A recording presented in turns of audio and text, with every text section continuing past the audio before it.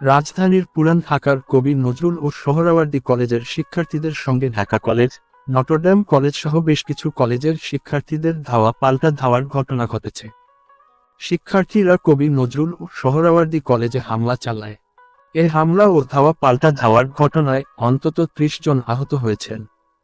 আজ রোববার দুপুর ১২টার দিকে যাত্রাবাড়ির মাহবুবুর রহমান মোল্লা কলেজের ডিএমআরসি শিক্ষার্থীরা সোহরাওয়ার্দী কলেজের প্রথম হামলা চালায়।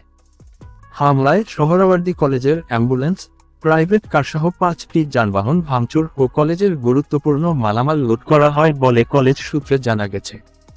শিক্ষার্থীরা জানায়, পুরান ঢাকার ন্যাশনাল মেডিকেল কলেজ হাসপাতালের ডিএমআরসি কলেজের এক শিক্ষার্থীর মৃত্যুকে কেন্দ্র করে ওই হাসপাতালের সামনে বুধবার থেকে বিক্ষোভ করছিল ডিএমআরসি কলেজের শিক্ষার্থীরা। কিন্তু কবি নজরুল ও সোহরাওয়ার্দী কলেজের শিক্ষার্থীদের একটি অংশ বিক্ষোভরতদের ওপর হামলা করে।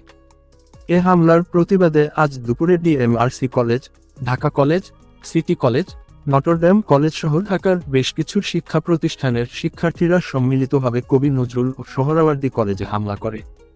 পরে উভয়ের পক্ষের শিক্ষার্থীদের ধাওয়া পাল্টা ধাওয়া শুরু হয় এবং বিকেল পর্যন্ত তা চলে।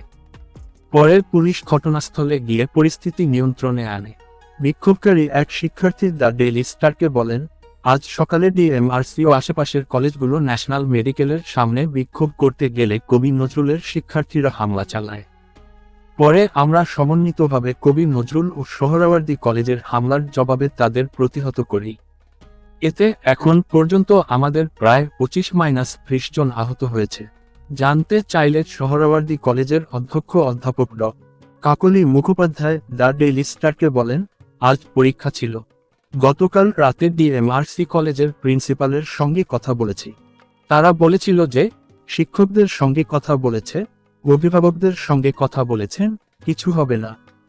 কিন্তু আজ দুপুর ১টায় কিছু বোঝার আগেই সিসিটিভিতে দেখি প্রচুর ছেলেমেয়ে এসেছে, গেট ভেঙে ঢুকেছে, ইচ্ছামতো ভাঙচুর করেছে, গাড়ি ভাঙচুর করেছে, গ্যাস লাইন ছেড়ে দিয়েছে।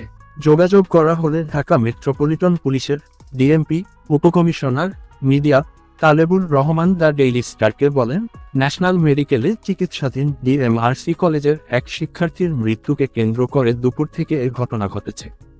পুলিশ এখন পরিস্থিতি নিয়ন্ত্রণে এনেছে। আপাতত ওই এলাকার পরিস্থিতি শান্ত আছে।